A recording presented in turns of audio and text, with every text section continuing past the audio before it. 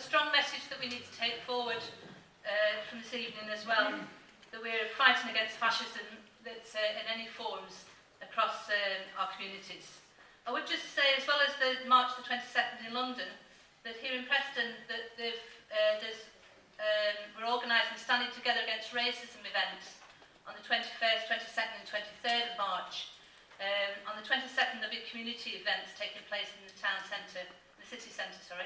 And on the 23rd there's a music festival taking place in the Guildhall. The leaflets and posters for those events will be coming out shortly. This week, actually. Okay. Our next speaker this evening is Mike Lavalette, who's the National Coordinator from the Social Work Action Network. Thank you.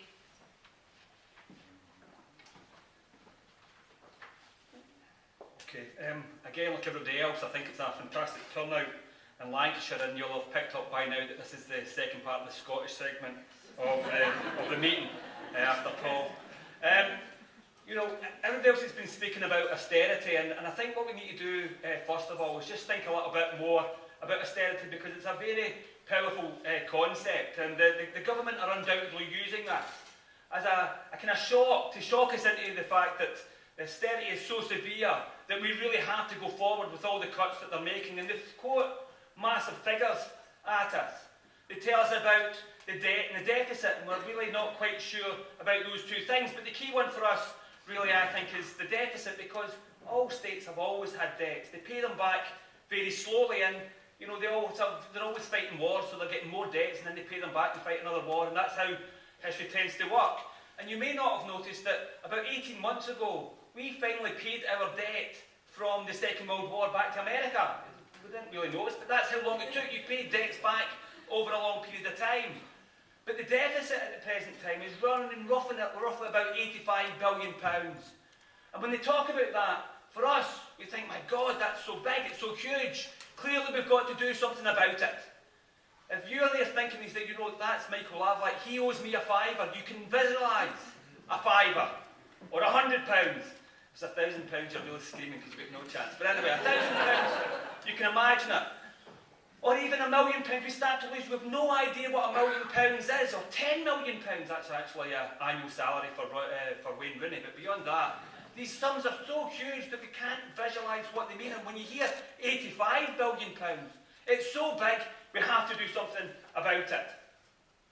Except actually the sums are so great, but they don't really make sense just seeing them as the sums. You have to relate that to how much you earn.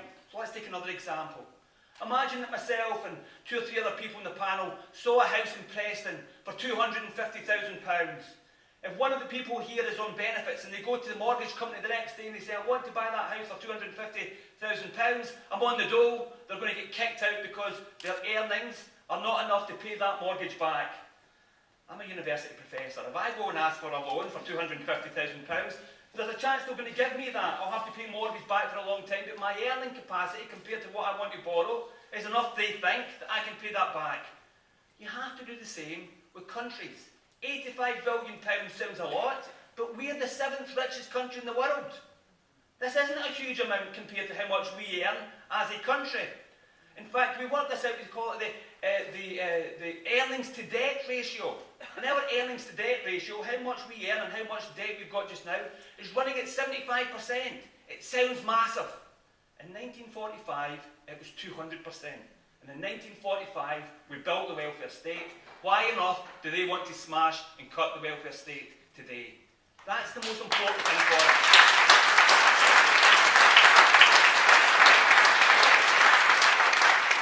And then we want to think about how they want to make the cuts, because they say we have to deal with the £85 billion. Well, if we do, I can think of some ways we could do it. You know, according to HMRC, that's the main tax agency in this country, £45 billion every year is lost through people who don't pay the tax they're meant to pay. Tax avoidance. Those who pay it late. £45 billion. According to the Tax Justice Network, it's £96 billion. In other words, we could wipe out the deficit and we'd have an extra 16, or oh, my sums are no good, I would also not be Chancellor Checker, £11 billion left for us to spend on other things, on other forms of welfare. We could just make the rich who are avoiding the tax pay the tax, and we could wipe the deficit out. Or Or the government's still talking about spending £33 billion on Trident nuclear missiles. They told us the last time they were in favour of Trident nuclear missiles, this was because of the threat of the Cold War, and we had to deal with Russia, and you know, the nuclear weapons, if they could kill us 20 times, we must be able to kill them 20 times, and this is how it would work. That's why we needed Trident nuclear missiles. I never believed that. But now they tell us the main global threat is through international terrorism based in London. Now, if that's the case, it seems to me that Trident nuclear missiles are probably not the most sensible solution to dealing with that problem. So why are we spending approximately £33 billion, is what they're talking about spending, on its life, £33 billion on Trident nuclear missiles? Or we could raise billions by just putting the tax rate up for the top earners back to the rate it was when that well-known socialist Margaret Thatcher was in power. It was 60 pence in the pound when Thatcher was the Prime Minister. It's 40 pence in the pound now. Why don't we just put the tax rate up? So we don't have to deal with this deficit that they talk about. We don't have to deal with it in the way that they want to go about it. And we certainly don't want to deal with it in the way which forces and targets the very poorest. There was an interesting article in today's Guardian, and it talked about the cap benefit for benefits, and the absolute maximum any family can get through benefits is £26,000. The vast majority of people on benefits don't get anything like that. But if you're in London, basically you don't get the money, but what happens is that the benefit comes to you and you immediately give it to some landlord who's charging extortionate rents. But you can't get more than £26,000 for doing that. But if you noticed in the Guardian today, there was a proposal from the EU to stop welfare benefits being paid to rich farmers. The EU wanted to stop the benefits at £260,000 per rich farmer. 10 times what the poor are allowed to get. And the British government campaigned against it because they did not want an upper limit on the welfare benefits that they give to rich land-owning farmers. The consequence was 174 farmers in this country last year got benefits to the tune of £120 million. At the same time, as we heard earlier on from Sheila, this last week, Mark Wood, who was 44, got his fitness capacity assessment. It was ruled out, and he starved to death in Britain, the 7th richest country in the world, because his benefits had been cut, and that was the fate that faced him. Or else we're also told that this is something that we're all in it together. We're all in this together. We've all got to tighten our belts together. Well, you may not have noticed again. I'm sorry, my Guardian reader, that's what social workers are always like, but the Guardian told us this week that last year there was more Ferraris sold in the UK than anywhere else in Europe. And each Ferrari costs, at the entry level, I like that bit, at the entry level, £150,000 for your Ferrari. If that's too cheap, you can add an iPod dock or something else to push the prices up. Or last year, the world's super rich spent £1.1 trillion on luxury goods and services. And the most important and growing market is for extreme holidays. I don't know how many extreme holidays you have for £1.1 trillion, but it's certainly quite a few. Or else maybe there are those people that there is now a waiting list for what's called the super yacht. The super yacht it's got to be at least 27 foot apparently in length. But you can get a 30-foot yacht. The entry level, again, comes in at £10 million.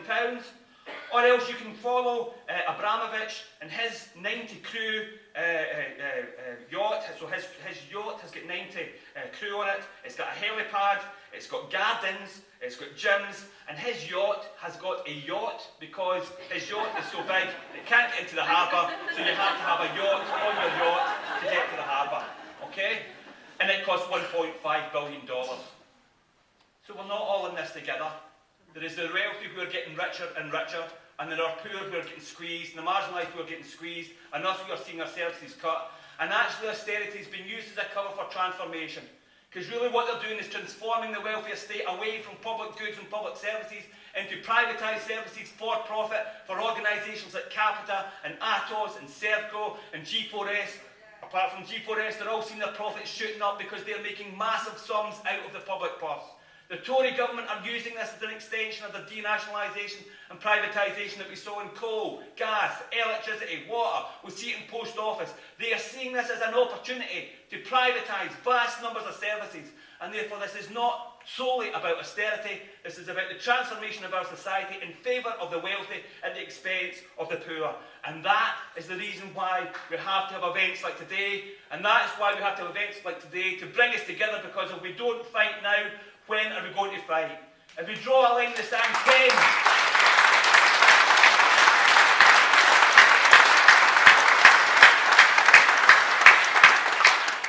where and at what point do we draw that line in the sand and say enough is enough? And at what point do we say that we have to go along with this? There is no alternative.